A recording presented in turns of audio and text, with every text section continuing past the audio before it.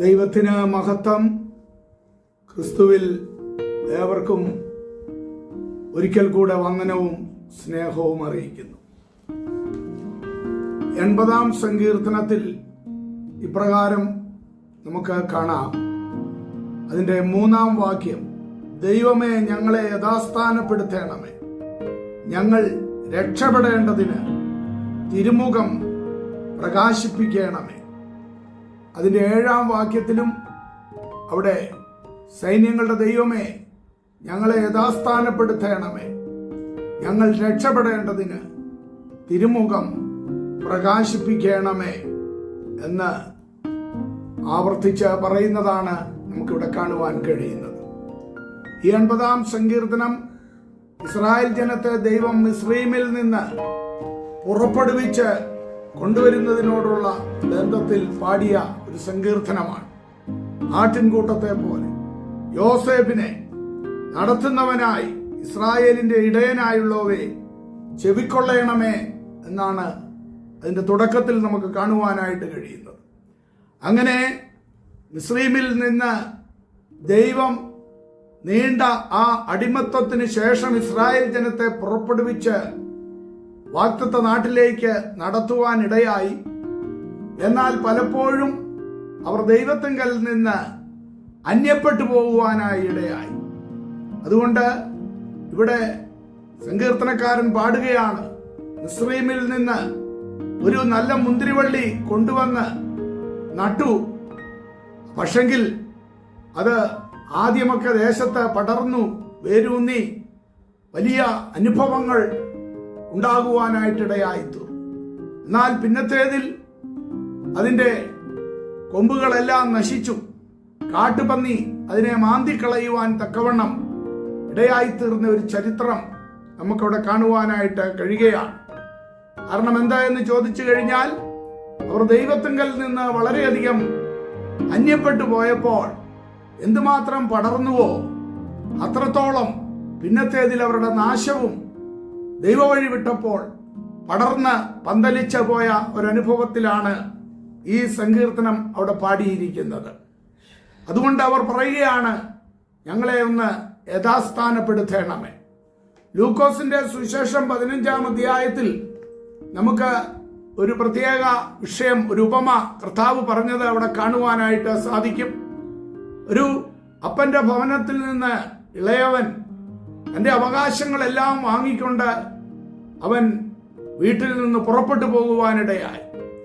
ആരംഭത്തിൽ അവൻ ഇഷ്ടം പോലെ സ്നേഹിതരും ഉല്ലാസങ്ങളും എല്ലാം ഉണ്ടായിരുന്നു. എന്നാൽ കുറെ കഴിഞ്ഞപ്പോൾ അവന്റെ കയ്യിലെ പണമെല്ലാം തീർന്നു. അവന്റെ സ്നേഹിതരെല്ലാം ഓരോരുത്തരായി അവനെ വിട്ടു പോകുവാനിടയായി. ഒരു നേരത്തെ ആഹാരത്തിന് നിവർത്തിയില്ലാതെ, ഒരു ജോലി പോലും ലഭിക്കാതെ അവൻ അലയുവാനായിട്ടിടയായി. അവസാനം അലഞ്ഞ് വലഞ്ഞ് ഒരു പന്നിയെ മേയ്ക്കുന്ന ഒരുവന്റെ ജോലി അവൻ ഏറ്റെടുക്കുവാനിടയായി.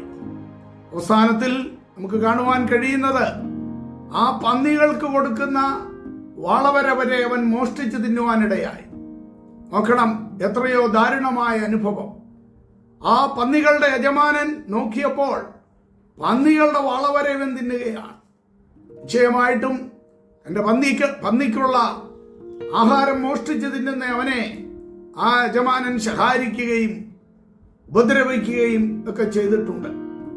അവിടെ ആ പന്നികളുമായിട്ട് മല്ലുപിടിച്ച് എച്ചിക്കുഴിയിൽ ഇവൻ കിടക്കുകയാണ്, മാലിന്യത്തിൽ കിടക്കുകയാണ്, ദുർഗന്ധം വമിപ്പിക്കുകയാണ്. അവന്റെ ശരീരമാകെ മെലിഞ്ഞു, എല്ലും തോലുമായിരിക്കുന്നു. അപ്പന്റെ ഭവനത്തിൽ എത്രയോ ശ്രേഷ്ഠകരമായ അനുഭവത്തിൽ ജീവിച്ചവൻ ഇപ്പോൾ താടിയും മുടിയും എല്ലാം വളർന്ന് ഒരു പേക്കോലമായി, ആളെ തിരിച്ചറിയുവാൻ കഴിയാത്ത വിധത്തിൽ ഒരു ഭ്രാന്തനെ പോലെ അവൻ അവിടെ കിടക്കുകയാണ്. എന്നാൽ പിന്നീട് ആ ചരിത്രം പറയുന്നത്, അവന് സുബോധം വന്നു. സുബോധം വന്നപ്പോൾ അവൻ അപ്പന്റെ ഭവനത്തിലേക്ക് മടങ്ങിച്ചെല്ലും എന്നുള്ളതായ വലിയ ഒരു തീരുമാനമെടുത്തു. അത് മാത്രമല്ല, അപ്പനോട്, ഞാൻ സ്വർഗ്ഗത്തോടും നിന്നോടും പാപം ചെയ്തു, ഇനി നിന്റെ മകനെന്ന് വിളിക്കുവാൻ ഞാൻ യോഗ്യനല്ല, നിന്റെ കൂലിക്കാരിൽ ഒരുവനെ പോലെ എന്നെ കാണണമേ എന്ന് പറഞ്ഞുകൊണ്ട് അവൻ മടങ്ങിപ്പോകുവാനായിട്ട് ആഗ്രഹിക്കുന്ന ഒരു ഉപമയാണ് ക്രിസ്തു അവിടെ പറഞ്ഞിരിക്കുന്നത്. എന്നാൽ ഇവൻ ചില വാക്യങ്ങളൊക്കെ ഇങ്ങനെ പറയാൻ ചിന്തിച്ച് അവൻ മടങ്ങിപ്പോവുകയാണ്. അവൻ പാർത്ത ദേശത്തുകൂടെ, അവൻ വളർന്ന കൂട്ടുകാരുടെ ഇടയിലൂടെ ഒക്കെയാണ് അവൻ തിരിച്ചു മടങ്ങി വരുന്നത്. പക്ഷെങ്കിൽ ആ ദേശക്കാരും അവനെ തിരിച്ചറിഞ്ഞില്ല. ഏതോ ഒരു ഭ്രാന്തൻ അതിലെ നടന്നു പോകുന്നതായിട്ട് മാത്രമേ അവർക്ക് കാണുവാനിടയായുള്ളൂ.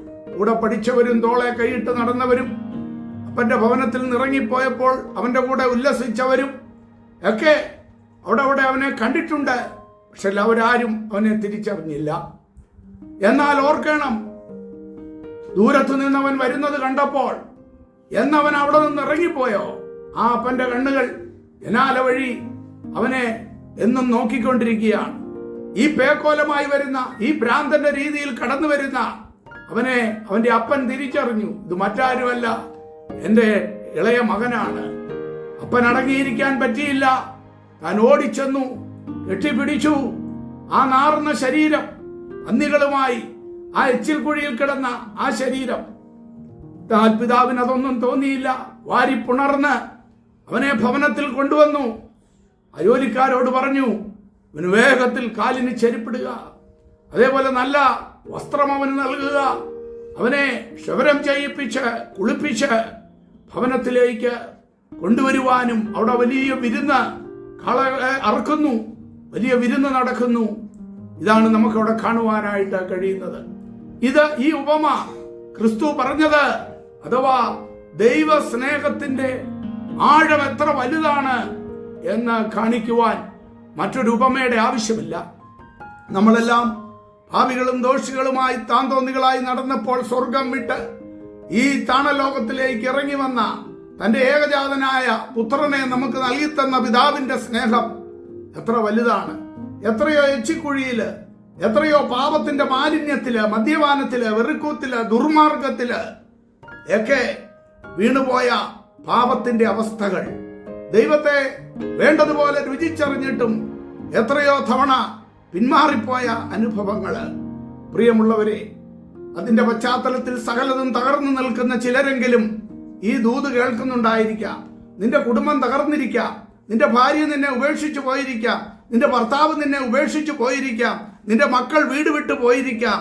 ഓർക്കുക, കാരണം ഒന്നേ ഉള്ളൂ, നീ ദൈവത്തിങ്കൽ നിന്ന് അന്യപ്പെട്ടു പോയിരിക്കുന്നു.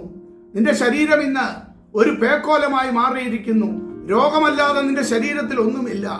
എവിടെ നോക്കിയാലും അതെ, ആ വലിയ രോഗത്തിന്റെ കൂടായി നീ മാറിയിരിക്കുന്നു. കടഭാരം നിന്നെ അലട്ടുന്നു. അതേപോലെ ജപ്തി നോട്ടീസ് ഒരുപക്ഷെ നിന്റെ വീടിന്റെ മുൻപിൽ ഒട്ടിച്ചിരിക്കാം. അറസ്റ്റ് വാറണ്ടുകൾ നിന്റെ മുമ്പിൽ ഉണ്ടായിരിക്കാം. എന്നാൽ ഓർക്കുക, ഒരു മടങ്ങി വരവിന് നീ തയ്യാറായാൽ, നീ കഴിഞ്ഞ കാലത്ത് നഷ്ടപ്പെടുത്തിയ എന്തും തിരിച്ചു തരുവാൻ, വീണ്ടും നിന്നെ ഭവനത്തിൽ കൈക്കൊള്ളുവാൻ സ്നേഹനിധിയായ ഒരു പിതാവ്, ഒരു സ്വർഗീയ പിതാവ് നിനക്കുണ്ട് എന്നുള്ളതായ കാര്യം ഇത്തരണത്തിൽ വിസ്മരിക്കരുത്. ഈ ദൂത് കേൾക്കുമ്പോൾ ചിലരെങ്കിലും ഈ പറയപ്പെട്ട അവസ്ഥയിൽ കൂടി മുൻപോട്ട് പോകുന്നുണ്ടാകാം. പ്രിയമുള്ളവരെ, അനുതാപത്തോടെ ദൈവത്തിന്റെ സന്നിധിയിലേക്ക് മടങ്ങി വരൂ. കണ്ണുനീരോടെ 2 വാക്ക് പറയൂ. അതെ കർത്താവേ, ഞാൻ നിന്നിൽ നിന്ന് വളരെ ദൂരം ഞാൻ അന്യപ്പെട്ട് നടക്കുകയാണ്. അനേക പാപത്തിന്റെ അഴുക്ക് ചാലുകളിലൂടെ ഞാൻ മേഞ്ഞു കഴിഞ്ഞിരിക്കുകയാണ്. ഇന്നെനിക്ക് സമാധാനമില്ല. സകലതും നഷ്ടപ്പെട്ടവനായി ഒരർത്ഥപ്രാണനെ പോലെ ഞാൻ തീർന്നിരിക്കുന്നു. എന്നോട് ക്ഷമിക്കണമേ. എന്റെ നിത്യതയും എന്നെ കൈവിട്ടിരിക്കുന്നു.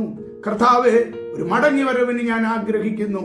എന്നാത്മാർത്ഥമായി ദൈവസന്നിധിയിൽ പ്രാർത്ഥിക്കൂ. നിങ്ങൾക്കായി പ്രാർത്ഥിക്കട്ടെ.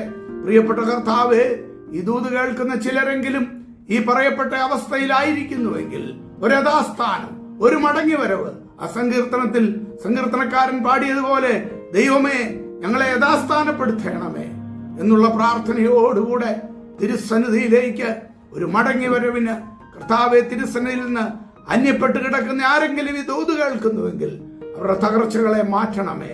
ശത്രു നശിപ്പിച്ചതെല്ലാം തിരിച്ചു കൊടുക്കണമേ. അവരുടെ ആരോഗ്യം തിരിച്ചു കൊടുക്കണമേ. കടഭാരത്തിൽ നിന്ന് വിടുവിക്കണമേ. ജപ്തിയിൽ നിന്ന് വിടുവിക്കണമേ. അറസ്റ്റ് വാറണ്ടിൽ നിന്ന് വിടുവിക്കണമേ. ശരീരം ക്ഷയിച്ച് സകലവിധ രോഗത്തിന്റെ കൂടുമായിരിക്കുന്ന അവസ്ഥയിൽ നിന്ന് അവർക്ക് വിടുതൽ കൊടുക്കണമേ എന്നങ്ങയോട് അപേക്ഷിക്കുന്നു. അടിയങ്ങളെ ദൈവകരങ്ങളിൽ താഴ്ത്തുന്നു. സമർപ്പിക്കുന്നു പിതാവേ. കർത്താവേ, ഈ ലോകത്തിന്റെ യാതൊരു അഴുക്ക് ചാലുകളിലും അറിഞ്ഞോ അറിയാതെയോ ഞങ്ങൾ വീഴുവാനിടയാകാതെ വണ്ണം ദൈവസ്നേഹത്തിൽ അടിയുറച്ച് മുൻപോട്ട് പോകുവാൻ അവിടുന്ന് ഞങ്ങളെ സഹായിച്ചാട്ടെ. യേശുവിൻ നാമത്തിൽ അപേക്ഷിക്കുന്നു. ദയവുണ്ടായി കേൾക്കണമേ സ്വർഗീയ പിതാവേ. ആമേൻ. ആകാശമേ കേൾക്കാം, ഭൂമിയെ ചെവി തരിക. ഞാൻ മക്കളെ പോറ്റി വളർത്തി, അവരെന്നോടു മത്സരിക്കുന്നു.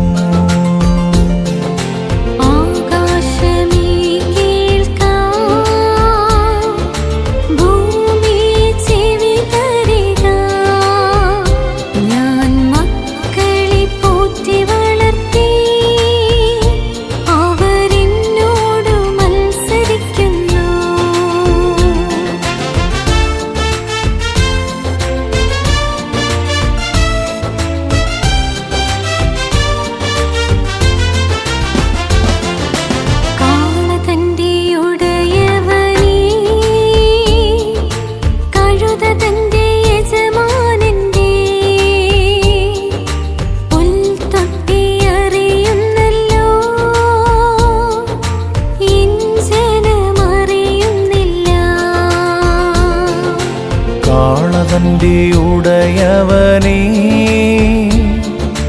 കഴുതതന്റെ യജമാനന്റെ പുൽത്തൊട്ടി അറിയുന്നല്ലോ, എൻ ജനമറിയുന്നില്ല. ആകാശമേ കേൾക്കാം, ഭൂമിയെ ചെവി തരിക. ഞാൻ മക്കളെ പോറ്റി വളർത്തി, അവരെന്നോടു മത്സരിക്കുന്നു.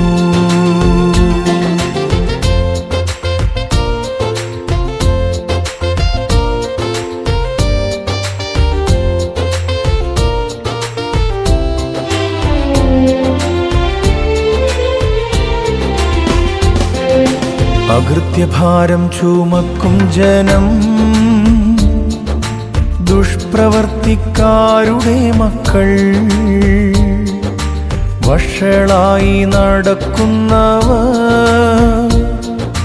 ദൈവമാരെന്നറിയുന്നില്ല.